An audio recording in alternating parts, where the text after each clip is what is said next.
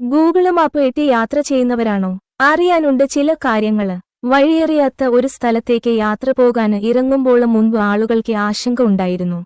എങ്ങനെ പോകും, ആരോട് ചോദിക്കും എന്നെല്ലാം. ഇന്നിപ്പോൾ കാര്യങ്ങള് മാറി. വണ്ടിയില് കയറിയിരുന്ന നേരെ GPS ഓൺ ചെയ്താല് ഗൂഗിള് മാപ്പ് പറഞ്ഞുതരുന്ന വഴിയിലൂടെ വണ്ടി ഓടിച്ചിങ്ങ് പോയാല് മതി, സംഗതി സെറ്റാണ്. പക്ഷേ ഗൂഗിള് മാപ്പിനെ അങ്ങനെയങ്ങ് കണ്ണുമടച്ച് വിശ്വസിക്കേണ്ട കേട്ടോ. കാട്ടിലും തോട്ടിലും മലയുടെ മുകളിലുമൊക്കെ ഗൂഗിള് മാപ്പ് ചതിച്ച് കൊണ്ടുപോയി എത്തിച്ചവരുടെ എണ്ണം നിരവധിയാണ്. ഗൂഗിള് മാപ്പ് വഴിതെറ്റിച്ച് മരണം വരെ സംഭവിച്ചവരുമുണ്ട്. അതുകൊണ്ട് ഗൂഗിള് മാപ്പിനെ കണ്ണുമടച്ച് വിശ്വസിക്കുന്നതിന് മുൻപ് ചില കാര്യങ്ങളൊക്കെ അറിഞ്ഞുവെക്കുന്നത് നന്നായിരിക്കും.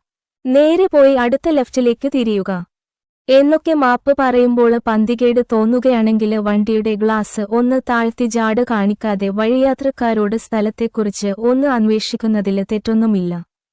ഒറ്റയ്ക്ക് യാത്ര ചെയ്യുമ്പോഴും രാത്രിസമയം വിജനമായ വഴികളിലൂടെ പോകുമ്പോഴും മാപ്പിനെ ആശ്രയിക്കാതെ നേരിട്ടുള്ള വഴികളിലൂടെ പോകുന്നതായിരിക്കും നല്ലത്.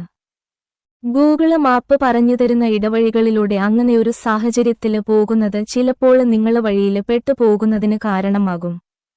ഗതാഗത തടസ്സങ്ങള് ശ്രദ്ധയിൽപ്പെട്ടാല് ഗൂഗിള് മാപ്പിലുള്ള കോൺട്രിബ്യൂട്ട് എന്ന ഓപ്ഷനില് കയറി അടുത്ത വിൻഡോയില് നിന്ന് എഡിറ്റ് ഓപ്ഷന് തിരഞ്ഞെടുത്ത് ആൻഡ് ഒരു ഫിക്സ് റോഡ് എന്ന ഓപ്ഷനില് കയറി അവിടുത്തെ ഗതാഗത തടസ്സത്തെക്കുറിച്ച് റിപ്പോർട്ട് ചെയ്യാം.